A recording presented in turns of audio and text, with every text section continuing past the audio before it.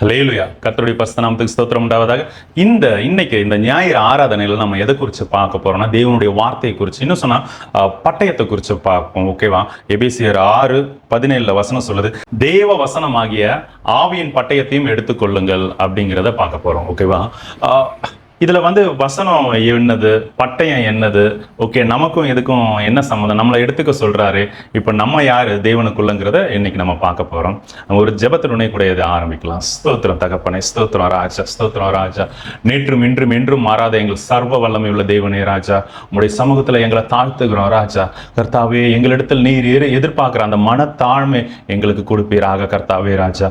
தேவனே, உண்மை அறிகிற அறிவுல தகப்பனே, நாங்க தேரும்படியாக ராஜா. நீங்க ஒவ்வொரு நாளும் எங்க கூட இடைப்பட்டு கொண்டு இருக்கிற உங்களுடைய அன்புக்காக உண்மை துதிக்கிறோம் ராஜா. கர்த்தாவே, ஹல்லேலூயா, ஸ்தோத்திரம் ராஜா. வசனத்தின் மூலமாக எங்களை உயிர்ப்பீங்க ராஜா. தேவனே ராஜா, உண்மையில நாங்க நிலைத்தோங்கும்படியாக எங்களுக்கு கிருபை செய்யுங்க தகப்பனே ராஜா. எழும்பி பிரகாசிக்க உதவி செய்யுங்க ராஜா. கர்த்தாவே ராஜா, நீர் எப்படி தகப்பனே ராஜா இந்த உலகத்தை ஜெயித்தீரோ ராஜா, அதே போல நாங்களும் உம்மாலே ஒரு சேனைக்குள்ள பாய்ந்து போக என் தேவனாலே ஒரு மதிலை தாண்ட உதவி செய்வீராக ராஜா. கர்த்தாவே, இது எங்களால கூடாத காரியம் ராஜா, உம்மாலே எல்லாம் கூடும் தகப்பனே ராஜா. அந்த உம்முடைய வார்த்தைகளால ராஜா நாங்க கனி கொடுக்க, பூமிக்கு பலன் கொடுக்க ராஜா. நீர் நியமித்தபடியே வெளிச்சமாகவும் உப்பாகவும் ராஜா, அது அப்படியே நாங்க ஆகட்டும் தகப்பனே. இயேசு கிறிஸ்துவின் மூலம் ஜெபிக்கிறோம் பிதாவே, ஆமென். ஹல்லேலூயா. திரும்ப அந்த வசனத்தை வாசிக்கிறேன். தேவ வசனமாக ஆவியின் பட்டயத்தையும் எடுத்துக்கொள்ளுங்கள் அப்படின்ட்டு. இப்போ நாம ஆக்சுவலா யாரு, தேவன் யாருங்கிறத நம்ம பார்க்க போறோம். சரியா? இப்போ தேவன் யாருன்னா, அழகா யோவான் 1வது அதிகாரத்துல சொல்லியிருக்கு, ஆதியிலே வார்த்தை இருந்தது, அந்த வார்த்தை தேவனிடத்தில் இருந்தது, அந்த வார்த்தை தேவனா இருந்தது. ஹல்லேலூயா. அப்போ என்ன, ஆதியில வார்த்தை இருந்தது. ஓகேவா? இப்போ வசனம்னா என்ன மீன்ஸ், வாயிலிருந்து புறப்படுகிற வார்த்தைகளை தான் வசனிப்பு அப்படின்னு சொல்றோம். ஓகேவா? இவன் என்ன வசனிக்கிறான்னு கேட்டா, இவன் என்ன பேசுறான், இவன் என்ன சொல்றாங்கிறத அர்த்தம். ஓகே, வசனம்ங்கிறது அந்த வாயிலிருந்து புறப்படுகிற வார்த்தையை வசனிப்பு அப்படின்னு சொல்லுவோம். ஓகே, அதுதான் நம்ம வசனமா இந்த பைபிளா, இது என்ன, தேவனுடைய வாயிலிருந்து புறப்பட்ட வார்த்தைகள் தான் நமக்கு பரிசுத்த வேதாகமா நமக்கு மொழிபெயர்க்கப்பட்டு அவருடைய மொழிகள்ல கொடுக்கப்பட்டிருக்கு. சரியா? அப்போ இந்த வார்த்தை வசனம் எல்லாம் ஒண்ணுன்னு உங்களுக்கு ஆல்ரெடி தெரியும் இல்லையா? இந்த வார்த்தை என்ன, தேவனிடத்துல இருந்தது, அந்த வார்த்தை தேவனா இருந்தது அப்படின்ட்டு சொல்லியிருக்கு. ஓகே, அப்போ இந்த வார்த்தை தான் வசனம், இது எல்லாமே நமக்கு தெரியும் இல்லையா? இங்க என்ன சொல்லியிருக்கு, அப்போ தேவ வசனமாகிய ஆவியின் பட்டயத்தையும் எடுத்துக்கொள்ளுங்கள் அப்படின்ட்டு. அப்போ தேவ வசனம், தேவனிடத்துல இருந்து புறப்பட்ட வார்த்தைகளை நம்ம கிட்ட எடுத்துக்க சொல்றாரு. ஓகே, அது எப்படி, அது பட்டயமா சொல்றாரு. இந்த வார்த்தை எப்படி பட்டயமா ஆச்சு, உங்களுக்கும் எனக்கும் என்ன சம்பந்தம்ங்கிறத நம்ம பார்க்க போறோம். ஆக்சுவலா வார்த்தை தேவனா ஆயிடுச்சு இல்லையா? ஆதியில வார்த்தை இருந்தது, அந்த வார்த்தை தேவனா ஆயிடுச்சு. ஓகேவா? அந்த வார்த்தை எப்படி உங்களுக்கும் எனக்கும் பலன் தரப்போகுது? வசனம் அழகா ஒரு வசனத்தை மேற்கோள் காட்டுறேன். அது யோவான் 15வது அதிகாரத்துல, நீங்கள் என்னிலும், 7வது வசனம், நீங்கள் என்னிலும் என் வார்த்தைகள் உங்களிலும் நிலைத்திருந்தால் அப்படின்ட்டு வசனம் சொல்ல. அதாவது நீங்க என்னிலையும் என்னுடைய வார்த்தை உங்களிலையும் நிலைச்சிருக்கணும் அப்படின்ட்டு வசனம் சொல்லுது இல்லையா? இது எப்படி ஆகும்னா, இன்னொரு வசனத்தை கூட உங்களுக்கு காட்டுறேன்னா, அது 1 பேதுருல 23வது வசனம், அழிவுள்ள வித்தினாலே அல்ல, என்றென்றைக்கும் நிற்கிறதும் ஜீவனுள்ளதுமான தேவ வசனமாகிய அழிவில்லாத வித்தினாலே மறுபடியும் ஜெனிப்பிக்கப்பட்டிருக்கிறீர்கள். ஹல்லேலூயா, ஹல்லேலூயா. ஒருவன் மறுபடியும் பிறவாவிட்டால் தேவனுடைய ராஜ்யத்துல பிரவேசிக்க மாட்டாங்கிற வசனம் தெரியும் இல்லையா? அப்போ நம்ம மறுபடியும் பிறப்பிக்கப்பட்டுட்டோம். வசனத்தை நீங்க கேட்குறீங்க, பார்க்குறீங்க, படிக்கிறீங்க, உங்களுக்குள்ள அந்த வசனம் இருக்கு இல்லையா? இப்போ நாம எப்படி பிறப்பிக்கப்பட்டிருக்கோம், அது மறுபடியும் ஜெனிப்பிக்கப்பட்டிருக்கோம்னா தேவ வசனமாகிய அழிவில்லாத வித்துனால. ஹல்லேலூயா. நாம ரட்சிக்கப்பட்டோம் இல்லையா? தேவனுடைய வார்த்தைகளை கேட்டு தானே, கர்த்தராகிய இயேசு கிறிஸ்துவ விசுவாசி தானே. அந்த வார்த்தை யாருன்னா, அந்த வார்த்தைக்கு வடிவம் கொடுத்து தான் இயேசு கிறிஸ்துவா இந்த பூமிக்கு வந்திருக்காரு. ஓகே, தேவனுடைய வார்த்தை யாருன்னா அது கிறிஸ்து இயேசு. ஓகே, நம்ம பைபிள்ல கர்த்தர்னு பார்க்கறோம்ல. கர்த்தர்னா என்னன்னா, அவர் கிரியை செய்கிறவர் இல்லையா? கர்த்தத்துவம் அவர் தோளில் இருக்கும். கர்த்தர் மீன்ஸ் அந்த கவர்னன்ஸ். ஓகே, அந்த அதிகாரம், ஆளுமை. சரி, ஓகே, தேவனிடத்துல இருந்து புறப்படுற, தேவன் ஒரு காரியத்தை தீர்மானிச்சனா அதை செய்து முடிக்கிறவர் தான் கர்த்தராகிய கிறிஸ்து இயேசு. அவர் மாம்சத்துல வரும்போது அவருடைய பேர் கிறிஸ்து இயேசு. மற்றபடி அந்த கிறிஸ்துன்னு சொல்லுவாங்க, இல்லை கர்த்தர்னு சொல்லலாம். ஓகேவா? நமக்கு ஏசப்பா. ஓகே, நமக்கு ஈஸியாக புரியும்படியா அவர் ஏசப்பா. ஓகே, அவர் தேவனிடத்துல இருந்து வந்தவர், தேவனுடைய காரியங்கள் எல்லாத்தையும் செய்கிறவர். தேவனுடைய காரியங்களுக்கு மட்டும் இல்லை, நமக்கு வேண்டி அவர் இரவும் பகலும் பரிந்து பேசிட்டு இருக்காரு. ஓகே, பிதாவுடைய வலது பார்சத்துல இருந்து. இப்போ அந்த இயேசு கிறிஸ்து வார்த்தையாகிய தேவன், அந்த வசனத்தை திரும்பவும் கூட நான் வாசிக்கிறேன் 1வது அதிகாரத்துல, அவர் ஆதியிலே தேவனோடு இருந்தார், சகலமும் அவர் மூலமாய் உண்டாயிற்று, உண்டானதொன்றும் அவராலே அல்லாமல் உண்டாகவில்லை. யார்? இயேசு கிறிஸ்துவ வந்து சொல்றாங்க. ஓகே, அவர் தான் எல்லாத்தையும் உண்டாக்குனா. அத அந்த சிருஷ்டி கிரியை செய்கிறவர் சொன்ன இல்லையா இயேசு கிறிஸ்து, அதுதான். 12வது வசனம், அவருடைய நாமத்தின் மேல் விசுவாசம் உள்ளவர்களாய் அவரை ஏற்றுக்கொண்டவர்கள் எத்தனை பேர்களோ அத்தனை பேர்களும் தேவனுடைய பிள்ளைகள் ஆகும்படி அவர்களுக்கு அதிகாரம் கொடுத்தார். யாரு? அவர். ஓகே, மாம்சத்துல வந்து அவருடைய பேர் இயேசு கிறிஸ்து பார்த்தோம் இல்லையா. அவர் வந்து தேவனுடைய குமாரன் எண்ணப்படுவார். ஓகேவா? தேவனிடத்துல இருந்து வந்ததுனால தேவனுடைய குமாரன் வந்து எண்ணப்படுவார். ஓகேவா? அந்த இயேசு கிறிஸ்துவை விசுவாசிக்கிற எல்லாருமே தேவனுடைய பிள்ளைகள் ஆகும்படிக்கு அதிகாரம் கொடுத்திருக்கிறார் இல்லையா. அவர்கள் இரத்தத்தினாலாவது மாம்ச சித்தத்தினாலாவது புருஷனுடைய சித்தத்தினாலாவது பிறவானாமல் தேவனாலே பிறந்தவர்கள். ஹல்லேலூயா. அப்ப நீங்களும் நானும் யாருடையவர்கள்? நம்மளுடைய அப்பா யாரு? நம்மளுடைய அம்மா யாரு? இல்லையா? பிதாவாகிய தேவன் தான் நம்மளுடைய வந்து தந்தை. ஓகேவா? கர்த்தராகிய இயேசு கிறிஸ்து தான் நமக்கு தாயும் எண்ணப்படுவார் இல்லையா. அப்போ நாம இந்த பூமிக்குரியவர்களே அல்ல. இங்க பாருங்க, புருஷனுடைய எந்த ஒரு ரத்தத்தினையோ எந்த ஒரு புருஷனுடைய சித்தத்தினாலே பிறக்கல. இந்த பூமியில் உள்ள எந்த ஒரு தாய் தகப்பனாலையும் நீங்களும் நானும் பிறக்கல. ஓகே, தேவனாலே பிறந்தவர்கள் வந்து இங்க முத்திரை தரிக்கிறார். ஓகே, அவர் அதிகாரப்படுத்தி இருக்கிறார் இல்லையா.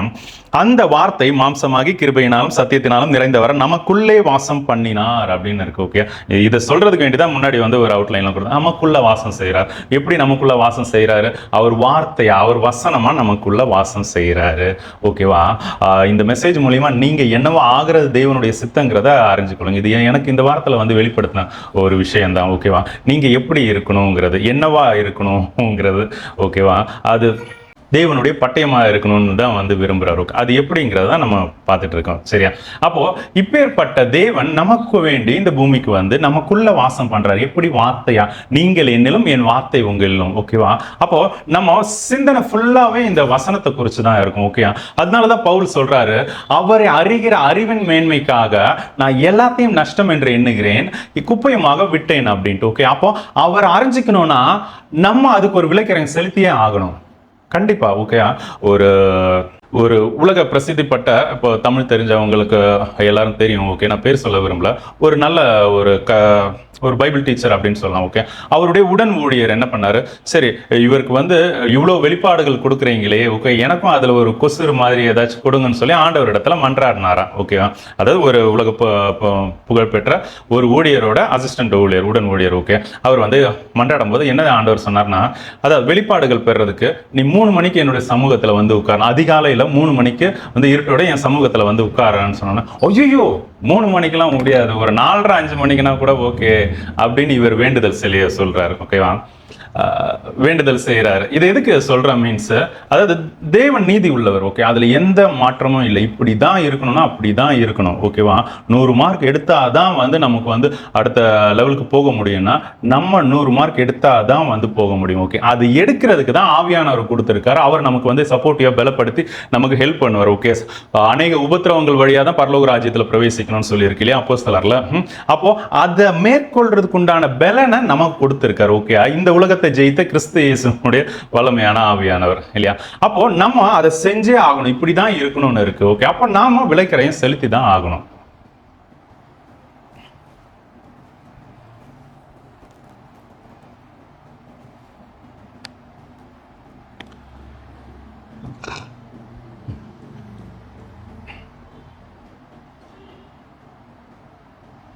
இவர்கிட்ட கேட்ட வந்து விலைக்கிரயம் வந்து 3 மணிக்கு வர்றது, அது அவரால் முடியாம போயிடுச்சு. ஓகே, அதே மாதிரி தான் பவுல் ஒரு விலைக்கிரயம் செலுத்தினார். என்ன? அவர்கிட்ட இருந்த எல்லாத்தையும் நஷ்டம் குப்பைன்னு சொல்லி, பேரு புகழ் பதவி அந்தஸ்து சொத்து எல்லாத்தையும் அவர் கூட அவருக்குன்னு இருந்த ஜனங்க எல்லாத்தையும் விட்டார். ஓகே, எதுக்கு? அவர் அறிஞ்சு கொள்றதுக்கு. ஓகே, அப்போ அவரை அறியறதுக்கு நம்ம ஒரு சில விஷயங்கள் செஞ்சாகணும்.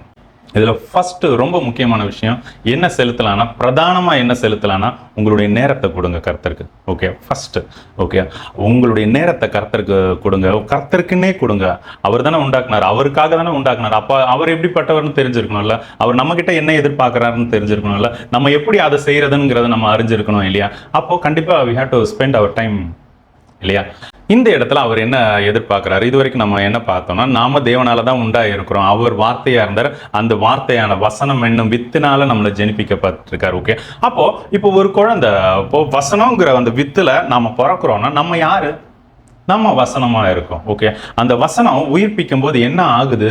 வசனமா மாறுது. ஓகேவா? நம்ம எதை விதைக்கிறோமோ, மனுஷன் எதை விதைக்கிறானோ அதுதான் வந்து அறுப்பான் இல்லையா? அப்ப தேவன் எதை விதைச்சார் நமக்குள்ள? தேவ சாயல்ல ஒரு மனுஷனை படைக்கிறாரு. அவனுடைய பேர் ஆதாம் அப்படின்ட்டு. முந்தின ஆதாம் வந்து தப்பு செஞ்சாரு, பாவத்தினால வஞ்சிக்கப்பட்டார் பிசாசனால. ஓகேயா? அப்புறமா ரெண்டாவது ஆதாமா இருக்கு கிறிஸ்து இயேசு. அவர் உலகத்தை ஜெயிச்சார், மரணத்தை ஜெயிச்சார். ஓகேவா? அப்போ அவருடைய வித்துனால, அந்த வசனம் என்னும் வித்துனால நம்மளை ஜெனிப்பிக்க வச்சிருக்காரு இல்லையா? அப்போ நாம யாரு? அதுக்கு தான் சொல்றாரு, உங்களுக்கு இருக்கிற இந்த கணுக்கால் அளவு போதாது, முழங்கால் அளவு போதாது, இடுப்பு அளவு போதாது, நீச்சாழத்துல போகணும்னு ஏன் சொல்றாருன்னா, ஓகே, அந்த நாம வசனமா மாறணும், அந்த பட்டயமா ஆகணும். ஓகே, பலவான் கையில இருக்கிற அம்பு போல நீங்களும் நானும் மாறணும். எப்படி பிதாவாக தேவனிடத்துல கிறிஸ்து இயேசு இருக்காரோ அதே போல நீங்களும் நானும் வந்து ஆகணும். ஓகே, பலவான் கையில இருக்கிற அம்பு எப்படின்னா, அது வந்து பலவான் கையில இருக்குனாலே அது வந்து ஷார்ப்பா தான் இருக்கும். ஓகேவா? பலவான் அவன் யூஸ் பண்றதுக்கு அதை ஷார்ப் பண்ணி தீட்டி அதுக்கேற்றவாறு அவன் யூட்டிலைஸ் பண்றதுக்கு, அவன் யூஸ் பண்றதுக்கு, அவன் அம்பு எய்கிறதுக்கு எப்படி இருந்தா கரெக்டா இருக்குமோ அது மாதிரி தான் அவன் வச்சிருப்பான். ஓகே, பலவான் இல்லையா? நமக்கு யார் பலம்? தேவன் தான், கிறிஸ்து இயேசு தான். ஓகே, அவர் கையில இருக்கிற வந்து துலக்கமான அம்பா வந்து உங்களையும் எண்ணி அம்பரா துணியில வச்சிருக்காரு, ஒரு தம்முடைய அம்பரா துணியில வச்சிருக்காரு. ஓகேவா? அப்போ அந்த அம்பரா துணியில இருக்க அம்பை எடுத்து எய்யணும்னா அவர் எய்ம் பண்ணாருன்னா கரெக்டா போய் அந்த பாயிண்ட்ல வந்து அடிக்கும் இல்லையா? அவர் எய்ம் பண்ணா அது மிஸ்ஸே ஆகாது, நமக்கு தெரியும். சரியா? அப்போ இந்த அம்பு எப்படிப்பட்டதா இருக்கு? ஓகே, இந்த அம்பு கரெக்டாக போய் அந்த பாயிண்ட்ல அடிக்கணும்னா இது கரெக்டான ஒரு மெட்டீரியல்ல இருக்கணும். வளைஞ்சு நெளிஞ்சு அப்படி உடஞ்சது மாதிரி இருக்கக்கூடாது, கூர்மை இல்லாததா இருக்கக்கூடாது. ஓகேவா? அப்போ இது எல்லாத்துக்கும் தான் உங்களையும் என்னையும் உருவாக்கிட்டு இருக்காரு. ஓகே, அவருடைய கையில இருக்கிற அம்பா இருக்கும்னா நம்ம கரெக்டா இருக்கும், அந்த ஷார்ப்பா இருக்கும், அந்த ஸ்டிஃபா இருக்கணும். அவர் எப்போ எடுத்தாலும் கையில வரணும். ஓகேவா? நம்ம பாட்டு அதான் வசனம் சொல்லும், தண்டில் சேவகம் பண்ணுகிற எவனும் தன்னை சேவகம் எழுதி கொடுத்தவருக்கு ஏற்றவராக இருக்கும்படி பிழைப்புக்கு அடுத்த அளவில் சிக்கிக் கொள்ள மாட்டான் அப்படின்ட்டு. ஓகே, இப்போ மோசையை பாருங்க, கூப்பிடும்போது உடனே அவரால் வர முடியல.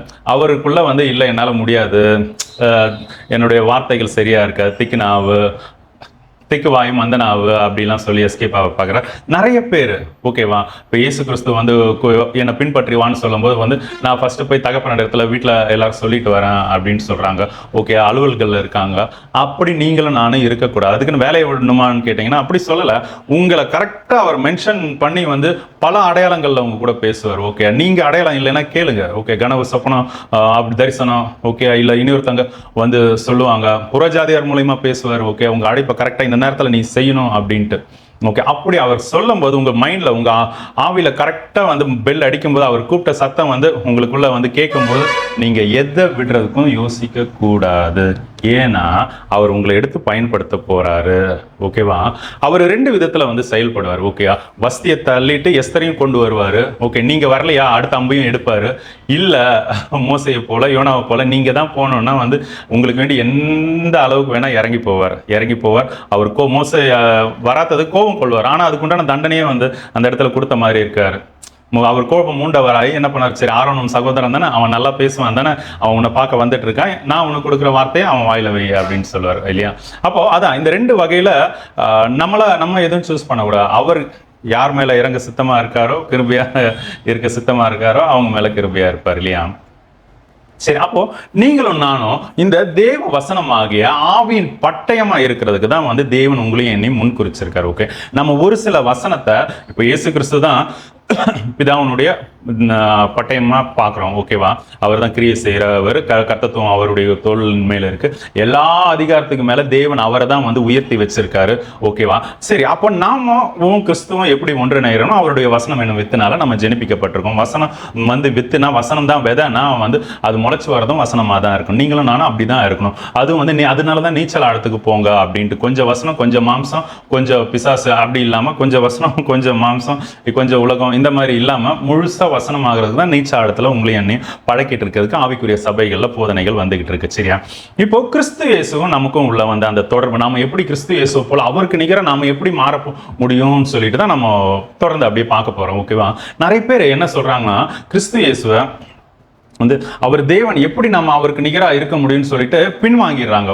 ஒண்ணு பயத்தினால, ஒண்ணு பாவத்தினால, இல்ல இந்த உலகத்தினால. ஓகேவா? ஆக்சுவலா கர்த்தராகிய கிறிஸ்து இயேசு என்ன சொல்றாரு, என்ன விசுவாசிக்கிறவன் என்னிலும் பலத்த கிரியைகளை செய்வான் அப்படின்ட்டு. ஓகே, இப்போ நம்மளே பூமியில உள்ள பெற்றோரா இருந்தா நம்ம என்ன விரும்பும், பிள்ளைங்கள்ட்ட என்னை விட நல்லா இருக்கணும் பிள்ளை, என்னை விட அவன் படிக்கணும், என்னை விட சம்பாதிக்கணும், என்னை விட பெருசா அவன் இருக்கணும், ஜனங்க மத்தியில் மதிக்கப்படணும், இப்படிதான் நம்மளை விட அதிகமாக தான் பிள்ளைகள் இப்படி ஆகணும்னு சொல்லிட்டு எதிர்பார்ப்போம். இந்த உலகத்துல இருக்க பாவ மனுஷனா இருக்கிற நீங்களும் நானும் இப்படி இருந்தோம்னா தேவன் இப்படி விரும்புவாரு. ஓகேவா, அவர் அதே தான், என்ன விசுவாசிக்கிறேன் என்னிலும் பெரியவைகளை செய்வான் அப்படின்ட்டு. அட்லீஸ்ட் அவரை மாதிரியாச்சும் இருக்கணும் இல்லையா, கிறிஸ்து இயேசு போல. அவர் எப்படி நம்மளை அதை நீங்க தெரிஞ்சுக்கணுங்கிறதுக்கு ஒரு சில வசனங்கள் ஆதாரங்கள் நான் காட்டுறேன். அது ரோமர் 8:29 தம்முடைய குமாரன் அநேக சகோதரருக்குள்ளே முதற் பேரானவராய் இருக்கும் பொருட்டு தேவன் எவர்களை முன்குறித்தாரோ அவர்களை தமது குமாரனுடைய சாயலுக்கு ஒப்பா இருப்பதற்கு முன்குறித்திருக்கிறார். அப்படி அவருடைய குமாரன் யாரு? வசனம் முன்னாடிலாம் என்ன சொல்லும், ஒரே பேரான குமாரன், ஒரே பேரான குமாரன் சொல்லும் இல்லையா. அவர் உயிர் தெழுந்ததுக்கு அப்புறம் தம்முடைய சகோதரருக்குள்ளே, அப்போ அவருக்கு பிரதர்ஸும் இருக்காங்க. யார் அந்த பிரதர்ஸ்னா நீங்களும் நானும் தான். அவரோட வசனம் என்ன சொல்லுது, எவர்களை முன்குறித்தாரோ, உங்களை முன்குறிச்சிருக்கார் இல்லையா, முன்குறிச்சவங்களை அழைச்சிருக்கார் இல்லையா, அழைச்சவங்களை நீதிமான் ஆக்கியிருக்கார் இல்லையா, மகிமையும் படுத்துவார்னு வசனம் சொல்லுது பின்னாடி. சரியா, அப்போ இங்க என்ன, நம்ம ஒவ்வொருத்தரையும் இயேசு கிறிஸ்துவ போல இருக்கணும் தான் முன் குறிச்சே இருக்காரு. ஓகேயா, இன்னைக்கு விசுவாசிங்கப்படியா இன்னும் ஒரு சில வசனங்கள் கூட கொடுக்குறேன். அது 1 பேதுரு 2:4 மனுஷரால் தள்ளப்பட்டதாயினும் தேவனால் தெரிந்து கொள்ளப்பட்டதும் விலையேற பெற்றதுமாயிருக்கிற ஜீவனுள்ள கல்லாகிய அவரிடத்தில் சேர்ந்தவர்களாகிய நீங்களும் ஜீவனுள்ள கற்களை போல ஆவிக்கேற்ற மாளிகையாகவும் இயேசு கிறிஸ்து மூலமே தேவனுடைய பிரியமான ஆவிக்கேற்ற, அப்படியே வசனம் வருது. ஓகே, அதாவது அந்த ஜீவனுள்ள கல்லை போல நீங்களும் நானும் இருக்கணுங்கிறது பரலோகம் விரும்புறத முன்னிறுத்துறேன். சரி, அப்போ இயேசு கிறிஸ்துவ போல தான் நீங்களும் நானும் மாறணும். அதுக்கு தான் சொல்றாரு, என்ன பின்பற்றிவா, என்ன பின்பற்றிவார், என்ன பாரு, என்கிட்ட கேளு. ஓகே, எதா இருந்தாலும் என்ன தேடுன்னு சொல்றதோட ரீசன் இதுதான். ஓகே, ஏன்னா அவருக்கு சகலமும் அறிந்தவர். அவர் பூமிக்கு உங்களையும் என்னையும் போல ஒரு மனுஷ சாயலா மாறி அவர் எல்லா ஜனங்களை போல எல்லா பாடுகளையும், ஓகே, இந்த உலகத்துல அவர் என்ன சொல்றது, அவர் நம்மளுடைய பிரச்சனைகள் ஏன் அவருக்கு கிறிஸ்து இயேசு புரியும்னா, அவர் நம்மளை போல எல்லா பாடுகளும் அனுபவிச்சார்னு எபிரேயர்ல எழுதி இருக்கு இல்லையா. அப்போ நமக்கு வேண்டி பரிதபிக்கிற பிரதான ஆசாரியரா அவரை நமக்கு வச்சிருக்காரு. ஓகே, அப்போ இயேசு கிறிஸ்து போலதான் நீங்களும் நானும் மாறணும். அவருக்கு தான் அந்த வழியே தெரியும், எப்படி ஹேண்டில் பண்றதும் அவருக்கு தான் தெரியும். ஓகேவா, வீட்டுல புருஷன் சரியில்லை, அப்பா அம்மா சரியில்லை, பிள்ளைங்க சரியில்லை, இல்ல நானே சரியில்லை, நான் எப்படி மாத்திக்கிறதுனா அவர்கிட்ட தான் ஆலோசனை கேட்கணும். எப்படி அவர்கிட்ட கேட்கறதுன்னா, அவர் தான் ஆவியானவரா உங்களையும் என்னையும் நடத்திட்டு இருக்காரு. புதிய ஏற்பாட்டு சபையினுடைய மெய்ப்பனே அவர் தான், பரிசுத்த ஆவியானவர் தான். ஆவியானவர் சொல்லுகிறத காதுள்ளவர்களா இருந்து கேட்கணும். சரியா, அவர் ஆவியானவர் இப்போ உங்க சர்ச்சில் இருக்க பாஸ்டர் மூலியமா, உங்களை வழி நடத்துற ஊழியர்கள் மூலியமா உங்க கூட பேசுவார். என்ன கேட்டா உங்க ஆவியில பேசுவார். அதுக்கு நீங்க பிரயாசப்படுங்க. ஓகே, ஊழியர்களுடைய வேலையே இதுதான், பிரதானமான அல்டிமேட் நோக்கமே உங்களை தேவனோட ஒப்புரவாகி விடணும். நீங்க எப்போ தேவனுடைய சத்தத்தை கேட்டு கீழ்ப்படிஞ்சு அதை செய்யறதுக்கு பலப்படுறீங்களோ அதோட ஊழியர்களை விட்டு விலகணும். ஓகே, ஊழியர்களுடைய அல்டிமேட் நோக்கம் இதுதான். ஓகே, தேவன் இவங்களை வச்சதுடைய நோக்கமும் இதுதான். சரியா, அப்போ நீங்க இயேசு கிறிஸ்துவ போல இருக்கிறதுக்கு தான் பரலோகம் விரும்புதா. இப்ப எபிரேயர் 2:7 என்ன சொல்லிருக்கு, அவரோட கூட எழுப்பி உன்னதங்களே அவரோட கூட உட்காரவும் செய்தார் அப்படின்னு. யார்? கிறிஸ்து இயேசுக்குள்ள. ஓகேவா, அப்போ நாம கிறிஸ்து இயேசுனுடைய சரீர அவயங்களா இருக்கிறோம். ஓகேவா, ஜீவனுக்கேற்ற மாளிகையை இசைவா கட்டப்பட்டுக்கிட்டே வரும். ஓகே, அவர் தான் அந்த மாளிகைக்கு மூளைக்கு தலைக்கல்லா இருக்காரு. ஓகேவா, அதுக்கு ஒரு சில வசன ஆதாரங்கள் காட்டுறேன். எபிரேயர்ல கொஞ்சம் நான் படிக்கிறேன். 2:10 நற்கிரியைகளை செய்வதற்கு நாம் கிறிஸ்து இயேசுக்குள் சிருஷ்டிக்கப்பட்டோம் அப்படின்ட்டு. அப்போ இயேசு கிறிஸ்துக்குள்ள நாமளும் அவரும் இணைஞ்சு இருக்கோம். ஓகே, 7வது வசனம், இயேசு கிறிஸ்துக்குள் நம்மை அவரோட கூட எழுப்பி, கிறிஸ்து இயேசுக்குள்ளதான் நாம இருக்கிறோம். ஓகேவா, அதனாலதான் அவரை சிலுவையில அறையும்படியா ஆயிடுச்சு. நாம பாவம் செய்யறதுனால இன்னைக்கும் அவரை சிலுவையில அரைஞ்சிட்டு இருக்கோம். ஆணைகளால அவரை இன்னும் குத்தி கிழிச்சிட்டு இருக்கோம். ஓகே, அதுக்குதான் அவர் பரிசுத்தமா இருக்க சொல்றாரு. ஓகேவா, அவர் ஏத்துக்கிறார். இப்போ அவர் என்னை காயப்படுத்திட்டீங்கன்னு சொல்லி உங்களை குற்றப்படுத்தல. ஓகேயா, நீங்க என்னை காயப்படுத்தினதை நான் நினைச்சு பார்க்கல, என்னிடத்துல திரும்புங்க, என்ன புரிஞ்சுக்கோங்க. எதுக்குன்னா நீங்க தேவனோட இருக்கும்படியா அவர் உங்ககிட்ட இந்த அளவுக்கு அதான் கிருபையின் காலம்னு சொல்றாரு. ஓகே, இந்த அளவுக்கு உங்களை தப்ப எண்ணாம, உங்களை சுட்டி காட்டாம, உங்களை அடிக்காம திட்டாம உங்களை அன்பின் கயிறுகளால கட்டி எடுக்கிறார் இல்லையா. இந்த கிருபையின் காலத்தை விட்டுறாதீங்க, தேவனோட ஒப்புரவாங்க, ஒரு நேரத்தை கொடுங்க, அவர்கிட்ட அன்பா இருங்க. சிம்பிளா சொன்னா ஒரே வார்த்தைனா அன்பா இருங்க. ஓகே, நீங்க அவரிடத்துல அன்பா இருந்தீங்கன்னா அவருடைய கற்பனைகளை கை கொள்வீங்க. ஓகே, உங்ககிட்ட இருந்து இந்த ஆவியின் கனி புறப்பட்டு வரும் இல்லையா. அன்பு, சந்தோஷம், சமாதானம், தைரியம், நற்குணம், விசுவாசம், சாந்தம், இச்சையடக்கம், நீடிய பொறுமை, இது உங்ககிட்ட இருந்து புறப்பட்டு வரமோ நீங்க உலகத்தை ஜெயிப்பீங்க. ஆமென். ஹல்லேலூயா. சரி, தொடர்ந்து 1:13 பரிசுத்த ஆவியால் அவருக்குள் முத்திரை போடப்பட்டீர்கள். யார்? இயேசு கிறிஸ்துவுக்குள்ள பரிசுத்த ஆவியானவரால முத்திரை போடப்பட்டிருக்கீங்க. ஓகேயா? அதுல 23வது வசனம், அப்போ அவரை எல்லாவற்றுக்கும் மேலாக தலையாக தந்தருளினார். எதுக்கு தலையா தந்தருளினாரு? சரீரமான சபைக்கு. ஓகே, நாம தான் சபை, நமக்கு அவர் தான், கிறிஸ்து இயேசு தான் தலையா இருக்கார். அப்போ அவர் தான் தலை, நம்ம சரீரம். ஓகேவா? அந்த தலையில இருக்க பிரெயின் என்ன சொல்லுதோ அதன்படி தான் சரீரம் கிரியை செய்யும். அப்போ நாமளும் அவரும் ஒன்னா இருக்கோம். இயேசு கிறிஸ்து இந்த ஆவிக்குரிய விஷயத்தை நாம உணர்ந்து அப்ப நாம கிறிஸ்துவனுடையவர்கள்ங்கிற அந்த விஷயத்துல நம்ம தேரணும். ஓகேவா? அதான் சிம்பிளா சொன்னா, நீங்களும் நானும் தேவனுடைய பட்டயமா இருக்கும். ஓகேவா? அவருடைய வசனமா இருக்கும். ஓகேவா? இது எப்படி பட்டயம்னா, இப்போ வெளிப்படுத்தின விசேஷம் 19 13 14 15 வரும். ஓகே, அவர் வெள்ளை குதிரையில இருப்பார். கிறிஸ்து இயேசு வரது குறித்து சொல்லும். ஓகே, அவருடைய வாயிலிருந்து பட்டயம் புறப்படும் அப்படின்ட்டு. ஓகே, அந்த பட்டயம் தான் நீங்களும் நானும். ஓகே, பட்டயங்கிறது வசனம்னு பார்த்தா இப்போ வந்து நீங்களும் நானும் சொல்லி பார்த்துட்டு இருக்கோம். ஓகே, அவர் விசுவாசிக்கிறவங்க, தேவனால முன்குறிக்கப்பட்டவங்க, பரிசுத்த ஆவியினால முத்திரை போடப்பட்டவங்க. ஓகே, கிறிஸ்து இயேசு விசுவாச அவரோட இணைக்கப்பட்டவங்க எல்லாருமே அவருடைய பட்டயமா இருக்கிறோம். அப்போ அவருடைய பட்டயம் அவரை சேதப்படுத்திடக்கூடாது. ஓகேவா? அவருடைய பட்டயம்னா நம்ம கரெக்டா இருக்கணும், நம்மளை அழைச்ச அழைப்புக்கு ஏற்றவாறு நாம இருக்கணும். ஹல்லேலூயா. இதுல 2:20-21 என்ன சொல்றதுன்னா, அவர் மேல மாளிகை முழுவதும் இசைவாய் கட்டப்பட்டு வருகிறதுன்னு சொல்லியிருக்கு. 4:11 கிறிஸ்துவனுடைய நிறைவான வளர்ச்சியின் அளவுக்கு தக்கதாக பூரண புருஷர் ஆகும் வரைக்கும் நமக்கு ஒரு சில ஊழியர்களை வச்சிருக்காங்க அப்படின்ட்டு. இது கிறிஸ்துவனுடைய நிறைவான வளர்ச்சியின் அளவுக்கு தக்க பூரண புருஷர் ஆகும் வரைக்கும். ஓகேயா? கிறிஸ்துவனுடைய நிறைவான, அப்போ இயேசு கிறிஸ்துவ போல நீங்களும் நானும் மாறுறதுக்கு வேண்டிதான் இந்த ஊழியக்காரர்கள்லாம் வச்சிருக்காங்க. அப்போஸ்தலர், சுவிசேஷகர், தீர்க்கதரிசி, ஓகே, மேய்ப்பர், போதகர், இந்த மாதிரி. ஓகே, அப்போ அவங்க கடவுள் கிடையாது. ஓகே, அவங்க தேவனிடத்துல நீங்க கிறிஸ்து இயேசுவா மாறுறதுக்கு உங்களை வடிவமைக்கிறவங்க தான். அது எப்படி? இதே வசனத்தின் மூலியமா தான். ஓகே, அதனால உங்க ஊழியக்காரர்களுக்கு செவி கொடுங்க, அது கீழ்ப்படிஞ்சுங்க. தேவன் உங்களுக்கு நியமிச்சதை நீங்க அப்படியே செஞ்சு முடியுங்க. வசனம் 4:22-24 சொல்லுது என்ன, நீங்க புதிய மனுஷனை தரிப்பிச்சு கொள்ளுங்க அப்படின்ட்டு. 24 புதிய மனுஷனை தரித்து கொள்ளுங்கள். அது இந்த புதிய மனுஷன் யாருன்னா கிறிஸ்து இயேசுனுடைய சுபாவத்தை தான். இன்னொரு இடத்துல சொல்லும் கிறிஸ்து இயேசுவை தரித்து கொள்ளுங்கள் அப்படின்ட்டு. ஓகே, அப்போ நாம அவரை போல மாறணும் இல்லையா? அதுக்கு நம்ம இழக்க வேண்டியது ஒரு சிலது இருக்கு. ஃபர்ஸ்ட் நேரத்தை கொடுங்க, கொடுத்து முயற்சி பண்ணுங்களா. இல்லை ஆல்ரெடி நான் டெய்லி 3 மணி நேரம் வந்து ஜெபம் பண்றேன்னா அந்த ஜெபத்தை சொல்லலாம். முழு இருதயத்தோட, முழு ஆத்மாவோட, எதை குறிச்சும் கவலையற்றவர்களாக இருந்து தேவனுடைய சமூகத்துல 24/7, ஓகே, 365 டேஸும். ஓகே, உங்க ஆத்மா தேவனோட தான் இசைஞ்சிருக்கணும் இல்லையா? அதுக்கு தான் உங்களுக்கு வந்து நேரத்தை கொடுங்க. நீங்க வந்து இஸ்ரேல் ஜனங்க மாதிரி அந்த கடமையின்படி, நியமத்தின்படி நீங்க காலையில எழும் ஒரு அதிகாரம் வாசம், அரை மணி நேரம் ஜெபம் பண்ணோம், இன்னொரு ஸ்தோத்திர பலி சொல்லணும், ஒரு இப்படி நீங்க போயிட்டு இருந்தீங்கன்னு வச்சுங்க, ஈவினிங் வந்து ஃபேமிலி ப்ரேயர் பண்ணோம், நைட்டு தூங்குறதுக்கு முன்னாடி பர்சனல் ப்ரேயர் 5 நிமிஷம் பண்ணணும், இப்படிலாம் இருந்தீங்கன்னா வளரவே முடியாது. உங்க லைஃப் அப்படியே திருப்பி போட்டு பாருங்க. கடைசி 5 வருஷம் 10 வருஷம் அப்படியே தான் இருந்திருக்கும்.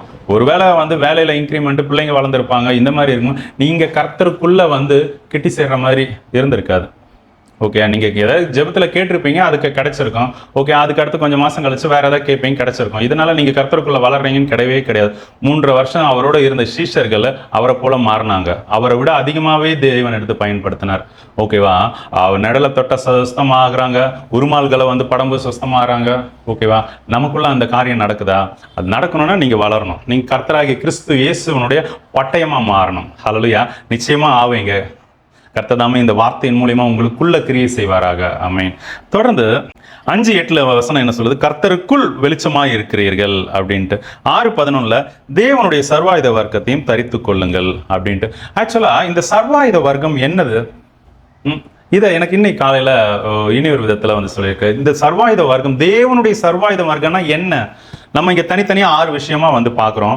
ஓகே, சத்தியம்ங்கிற அந்த கச்சை, நீதிங்கிற மார்க் கவச்சம், சுவிசேஷம் சமாதானத்தின் சுவிசேஷத்திற்குரிய ஆயத்தன்கிற பாயாதரச்ச, அப்புறம் விசுவாசம் என்னும் கேடகம், ரட்சதனியம் என்னும் தலைச்சீரா, தேவ வசனமாகிய ஆவியின் பட்டயம் இல்லையா?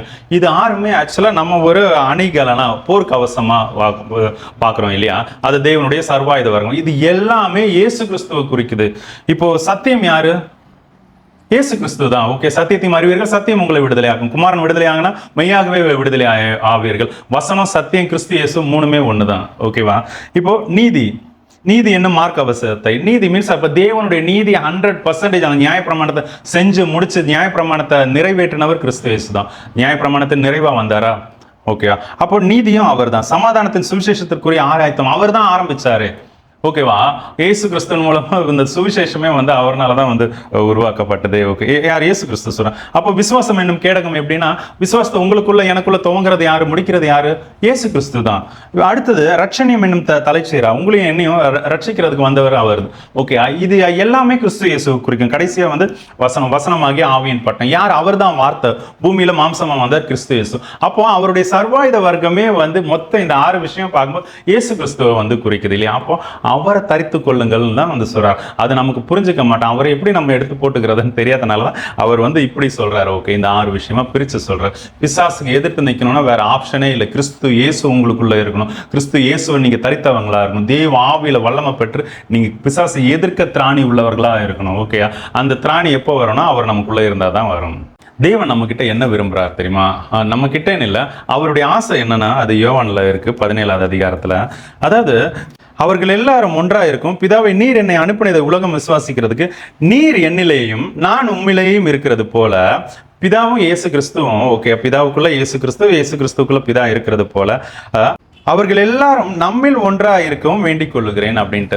அது கிறிஸ்து இயேசு விசுவாசிக்கிற எல்லாரும் அவர்ல ஒன்றா இருக்கணும். அதாவது பிதா, குமாரன், பரிசுத்த ஆவியானவர், நீங்க நான் எல்லாரும் ஒன்னா இருக்கணும்னு விரும்புறாருங்க. எவ்வளவு பெரிய ஒரு நல்ல தேவன் இல்லையா? உங்ககிட்ட இவ்வளவு இறங்கி வந்துட்டு உங்க வீடு தேடி வந்து உங்ககிட்ட பேசிக்கிட்டு இருக்காரு இல்லையா? அப்போ அவரை நம்ம விட்டுலாமா? அவருக்கு புறம்பான விஷயங்கள் நம்ம செய்யலாமா? அவருக்கு பிடிக்காத விஷயம் செய்யலாமா? இப்படி யார் உங்க அப்பா அம்மாவே வந்து நினைச்சிருக்க மாட்டாங்க. ஓகேவா? எல்லாத்தையும் கொடுத்து, ஓகேவா, தம்முடைய ஒரே பேரான குமாரனை கொடுத்தவர் மற்ற எல்லாம் அருளாதிருப்பது எப்படின்ட்டு வேற எல்லாத்தையும் கொடுக்க இருக்காரு. அவரே கொடுக்கிறாரு. பிதாவாகிய தேவனை சொல்றேன், நம்மில் ஒன்றா இருக்கவும். ஓகேவா? அது புரிஞ்சுக்கோங்க. அதாவது அவங்க அன்பு காட்டுங்க. ஓகே, அதை புரிஞ்சு அந்த தேவ அன்புல நிரம்புங்க. அவருடைய அன்பு புரிஞ்சுக்கோங்க. சரி, கடைசியா ஒருத்தரை பத்தின எக்ஸாம்பிள் சொல்லிட்டு வந்து விடுறேன். ஓகேவா? கடைசியா இந்த பட்டயம் எப்படி அவர் தேவன் பயன்படுத்துறாருங்கிறத நம்ம பார்ப்போம் வார்த்தையின் மூலியமா. இப்போ கிதியோனை எடுத்துக்கோங்களேன். கிதியோனை எடுத்துக்கோங்க. உனக்கு இருக்கிற இந்த பலத்துடனே இப்போ உன்னை அனுப்புறது நான் அல்லவான்னு சொல்லி அனுப்புறாரு. ஓகேவா? எப்படி இஸ்ரேல மீதியானியர் கையில இருந்து தப்பு வைக்கிறார், ஒரு மனுஷனை முறியடிக்கிற மாதிரி சொல்றாரு இல்லையா? எப்படி தப்பு வைக்கிறான்? அவனுடைய பட்டயம் என்ன? கர்த்தருடைய பட்டயம், கிதியோனுடைய பட்டயம். 2 பேருக்கு பட்டயம் என்ன? வார்த்தை. ஓகேவா? என்ன பண்றாங்க? ஆணையை உடைச்சு தீவட்டி பிடிச்சு எக்காலத்தை ஊதுறாங்க. அவங்க எல்லாம் அலறிக்கிட்டு போடுறாங்க. ஓகே, முறியடிக்கிறாங்க. ஓகே, அதாவது ஈட்டினாலையும் பட்டயத்தினாலையும் தேவன் வந்து யுத்தம் செய்யறவர் அல்லன்னு வசனம் சொல்லுது. இப்போ தாவீதை எடுத்துக்கிட்டாலும் பாருங்க, அவனுக்கு சவுலுடைய அந்த போரா ஆடைகள்லாம் வந்து ஃபிட் ஆகலை. ஓகே, அவனுக்கு இருக்கிற பலத்திலே தான் போகிறான். அவனுக்கு தெரிஞ்ச அந்த கவன் கல்லை எறிகிறான். ஓகே, தேவன் விட செய்கிறார். எப்படி? இஸ்ரவேலின் சேனைகளின் தேவனை நிந்தித்தானே, கர்த்தருடைய நாமத்தில் வரேன்னு சொல்லி போகிறான். ஓகே, அப்போ அந்த வார்த்தை எப்படி கிரியை செய்து பாருங்களேன். இப்போ யோசுவா எடுத்துக்கோங்க. எரிகோ நிற்குது, அதை தாண்டி போகவே முடியாது, வாய்ப்பே இல்லை. இவங்களுக்கு ஈட்டி பட்டயம் ஒன்றும் இல்லை. தேவனுடைய உடன்பட்டு படிக்கப்பட்டியை சுமர்றாங்க. அவர் சொல்கிற மாதிரி 7 நாள் ஒவ்வொரு தடவை சுற்றுறாங்க, 7வது நாள் 7 தடவை சுற்றுறாங்க. அவங்க எல்லாரும் ஆர்ப்பரிக்கிறாங்க. அது வரைக்கும் அந்த 6 நாளும் பாக்கி இருந்த அந்த 6 நாளும் அவங்க வாய் திறந்து எதுவுமே பேசக்கூடாது, ஒரு வார்த்தையும் பேசக்கூடாதுன்னு வந்து கட்டளையிட்டு இருந்தார். ஓகேவா? அப்படி இருக்கும்போது, ஆர்ப்பரிக்கும் போது தேவனுடைய வார்த்தை அங்கே விளங்குது. எரிகோ அப்படியே இடிஞ்சு விழுது இல்லையா, அந்த மதில்கள் எல்லாம். இப்போ எலியா தான் நம்ம பார்க்க போறோம். ஓகேவா? எலியாவினுடைய ஆவியை பத்தி, எலியா எப்படி வந்து அவருடைய வார்த்தையினால வந்து இவங்களெல்லாம் எதுக்கு சொன்ன மீன்ஸ், அதாவது அவருடைய வார்த்தை நம்மளுடைய கிரியையினால இல்லாம தேவனே வந்து நம்ம மூலியமா நம்ம இருக்கிற வண்ணமாவே எடுத்து பயன்படுத்தி வெற்றி சிறக்க செய்யறாருங்கிறத நீங்க புரிஞ்சுக்கிறதுக்கு வேண்டிதான் சொன்னேன். இங்க எலியா பாருங்க, 1 ராஜாக்கள் 18ல, நான் இந்த காரியங்களை எல்லாம் உம்முடைய வார்த்தையின்படி செய்தேன் என்றும் இன்றைக்கு விளங்க பண்ணும் கர்த்தாவே, நீர் தேவனாக கர்த்தர் என்றும் தேவரீர் தங்கள் இருதயத்தை மறுபடியும் திருப்பினீர் என்றும் இந்த ஜனங்கள் அறியும்படிக்கு என்னை கேட்டறலும் என்றான் அப்படின்னு வசனம் சொல்லுது. ஓகேவா? அப்போ அவன் ஒரு விஷயம் அங்க நடக்குது, ஒரு டீல் நடக்குது. ஓகேவா? அந்த ராஜாவை கூப்பிடுறாரு, உன்னுடைய ஆட்களை கூப்பிடு. ஓகே, உங்களுடைய தெய்வத்துக்கு நீங்க பலியிடுங்க. அக்னினால யார் அங்கீகரிக்கிறாங்களோ அவங்க தெய்வம் தான் மெய்யான தெய்வம்னு சொல்லிட்டு எலியாவும் பலியிடுறாரு. அவங்களும் அந்த பாகலை வர்ஷிப் பண்றவங்களும் வந்து பலியிடுறாங்க. ஓகேவா? இஸ்ரேல் ஜனங்க எல்லாம் மனம் திரும்பி வந்து அந்த பக்கம் போயிட்டாங்க. தேவனை ஒவ்வொருத்தருமே விசுவாசிக்கல, ரொம்ப ஒரு சிலரை தவிர. ஓகேவா? அப்படி இருக்கும்போது இந்த சம்பவம் அக்னியினால தேவன் வானத்துல இருந்து இறங்கி, கர்த்தரிடத்துல இருந்து அக்னி இறங்கி அந்த சர்வாங்க தகனம் அடியும் விறகுகளையும் கற்களையும் மண்ணையும் பட்சித்து வாய்க்காலில் இருந்த தண்ணீரையும் நக்கி போட்டது அப்படின்னு வசனம் சொல்லுது. ஓகே, இது நடந்த உடனே ஜனங்கள் எல்லாரும் இதை கண்ட போது முகங்குப்புற விழுந்து கர்த்தரே தெய்வம், கர்த்தரே தெய்வம்னு சொல்லி மனம் மாறினாங்க. ஓகே, ஒண்ணுமே நடக்கல. ஓகேவா, எந்த ப்ரீச்சிங்குமே நடக்கல. பார்த்தீங்களா, மனம் திரும்புங்கன்னு கூட சொல்லலை. ஆனால் என்ன நடக்குது, எல்லா ஜனங்களும் இவனுடைய கிரியை மூலியமா, அந்த வார்த்தையை கிரியை மூலியமா வெளிப்படுது இங்கே எலியாட்ட. ஓகே, வார்த்தையாவே வெளிப்படும் இந்த எலியாவனுடைய ஆவியுடைய யோவான் ஸ்நானகன் கையில். மனம் திரும்புதலுக்கு ஏற்ற கனிகள் கொடுங்க 8 சொல்றார், 3:8 லூக்கா யோவான் ஸ்நானகன் சொல்றார். மனம் திரும்புதலுக்கு ஏற்ற கனிகளை கொடுங்கன்னு சொல்லிட்டு அவர் உபதேசம் பண்றார். ஜஸ்ட் சொல்லிக்கிட்டு இருக்கார். யோவான் ஒரு அடையாளம், அதை அதிசயம், அற்புதம், சுகமாக்குறது இந்த மாதிரி எதுவுமே யோவான் ஸ்நானகன் செய்யலன்னு சொல்லிட்டு வசனம் சொல்லுது இல்லையா. அப்படி இவர் சாதாரணமா பேசுறார், சொல்லிக் கொடுக்கிறார். அநேக விஷயங்கள் அவர் சொல்லிக் கொடுக்கிறார். புத்திமதிகள், வேறு அநேக புத்திமதிகளையும் அவன் ஜனங்களுக்கு சொல்லி பிரசங்கித்தான் 18வது வசனம் சொல்லுது. ஓகே, அப்போ இந்த வார்த்தை அது தேவனுடைய பட்டயமா மாறி அவங்க ஒவ்வொருத்தர் இருதயத்துக்குள்ளேயும் குத்தி கிழிச்சு, தேவனுடைய வார்த்தை வல்லமை, ஜீவனும் வல்லமையும் உள்ளதா இருக்கு. இருபுறம் கற்குள்ள எந்த பட்டயத்தை காலங்களும் அது கூர்மையானதா இருக்கு இல்லையா. ஆவியும் ஆத்மாவை பிரிக்குது, அது ஊனையும் கணக்களையும் பிரிக்குது. ஓகே, நம்மளுடைய இருதயங்களில் உள்ளது எல்லாத்தையும் ஆராயுது அந்த வார்த்தை என்கிற பட்டயம். அது யோவான் ஸ்நானகனுடைய நாவுல இருந்து புறப்படுது. எல்லா இருதயத்தையும் குத்தி கிழிச்சு தேவன் எது, தேவன் அல்லாதது எது காமிச்சா அவங்கள தேவனிடத்துல, பரலோக ராஜ்யத்துக்கு இடத்துல திரும்ப செய்யுது. ஓகே, உங்ககிட்டையும் என்கிட்டையும் அதைத்தான் எதிர்பார்க்கிறார். மாம்சமான யாவர் மேலும் என் ஆவியை ஊற்றுவேன். இந்த கடைசி கால எழுப்புதெல்லாம் இந்த எலியாவின் ஆவி தான் கிரியை செய்ய போகுது. ஓகே, அந்த ஆவியானவரை பெற்றுக்கொண்டு நீங்களும் வல்லமையா எடுத்து தேவனுடைய பட்டயமா மாறுங்கன்னு சொல்லி தான் இந்த இன்னைக்குள்ள மெசேஜ் மூலியமா ஆண்டவர் உங்ககிட்ட சொல்ற விஷயம். ஓகே, தேவனுடைய பட்டயமா இருக்கிறதுனா அது எவ்வளவு பெரிய விஷயம் இல்லையா. கிறிஸ்து இயேசு போல இருக்கணுங்கிறதுனா அது எவ்வளவு பெரிய விஷயம் இல்லையா. அப்ப நீங்களும் மாறுங்க, கண்டிப்பா கர்த்தர் உங்களை ஆசீர்வதிப்பாரு. நம்ம ஜெபிக்கலாமா? நம்ம ஒப்பு கொடுத்து ஜெபிக்கலாம். சரியா? ஸ்தோத்திரம் தகப்பனே, ஸ்தோத்திரம் ராஜா. இருக்கிறவராகவே இருக்கிற எங்கள் தேவாதி தேவனே உண்மை துதிக்கிறோம் ராஜா. ஓ எஸ் ஜீசஸ் தகப்பனே ராஜா. ஹல்லேலூயா, ஸ்தோத்திரம் தகப்பனே. தேவனே, நாங்க வெறும் புழு, வெறும் பூச்சி, நாங்க மண்ணு, ஒண்ணுக்கும் உதவாதவர்களாக இருந்த எங்களை ராஜா தேவனே, உலகத்தால தள்ளப்பட்டனோ ராஜா, உம்மால ராஜா நாங்க விலையேற பெற்றவர்களாக நீங்க எங்களை மாத்தி இருக்கீங்க தகப்பனே ராஜா. எங்களுக்கு வேண்டி உம்முடைய குமாரனை அனுப்பி ராஜா, உம்முடைய குமாரனுடைய சாயலுக்கு ஒப்பாக எங்களை இன்னமும் பார்த்து கவனிச்சு அவர் மேல உள்ள அன்பு நிமித்தம் உம்முடைய பார்வை எங்களிடத்துல பட்டதே தகப்பனே ராஜா. நாங்க கிருபை பெற்றவங்க தகப்பனே ராஜா, நாங்க கிருபை பெற்றவங்க ராஜா. கர்த்தாவே, ஹல்லேலூயா, ஸ்தோத்திரம் ராஜா. தேவனே ராஜா, எங்களுடைய பாவங்களை ஒரு விசை கூட மன்னிங்க தகப்பனே.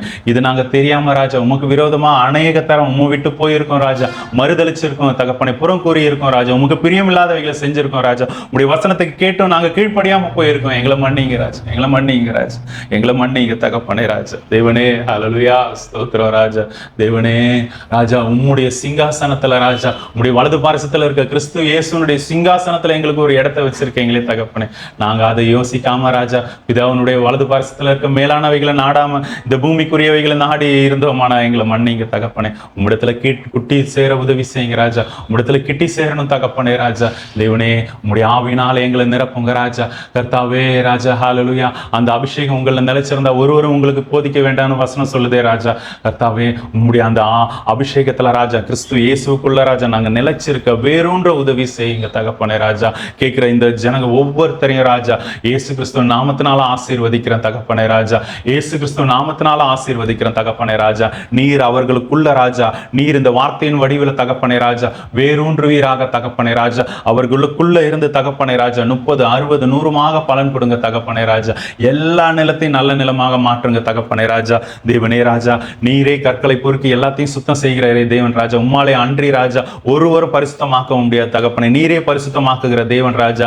இவர்களை மன்னிங்க தகப்பனே ராஜா, பரிசுத்தமாக்குங்க ராஜா. உமக்கேற்ற கிரியைகளை செய்ய உதவி செய்யுங்க ராஜா. தேவனே, உமக்கேற்ற அந்த தேவ ஆவியின் பட்டயமாக நீங்க மாத்துறதுக்காக நன்றி தகப்பனே. நீர் சொல்லியும் செய்யாது இருக்கிற தேவன் அல்ல தகப்பனே ராஜா. கர்த்தாவே, உம்முடைய சிந்தைக்கு விரோதமாக யார் நிற்க முடியும் தகப்பனே ராஜா. ஓ ஹல்லேலூயா, ஸ்தோத்திரம் ராஜா. நீர் செய்ய நினைத்தது தடைப்படாதே ராஜா. இவர்களை அப்படி மாத்துறதுக்கு நன்றி தகப்பனே ராஜா. இயேசு கிறிஸ்துவின் மூலம் ஜெபிக்கிறோம் பிதாவே, ஆமென். என் ஆத்துமாவே கர்த்தரை ஸ்தோத்திரி, என் முழு உள்ளமே அவருடைய பரிசுத்த நாமத்தை ஸ்தோத்திரி. என் ஆத்துமாவே கர்த்தரை ஸ்தோத்திரி, கர்த்தர் செய்த சகல உபகாரங்களை மறவாதே. ஆமென். ஆசீர்வாதம், பிதாவாகிய தேவனுடைய அன்பும் கிறிஸ்து இயேசுவின் கிருபையும் பரிசுத்த ஆவியானவருடைய அந்யோன்ய ஐக்கிய சிநேகமும் நம் அனைவரோடும் கூட இருப்பதாக. ஆமென். Thank you. God bless you all. God bless you all.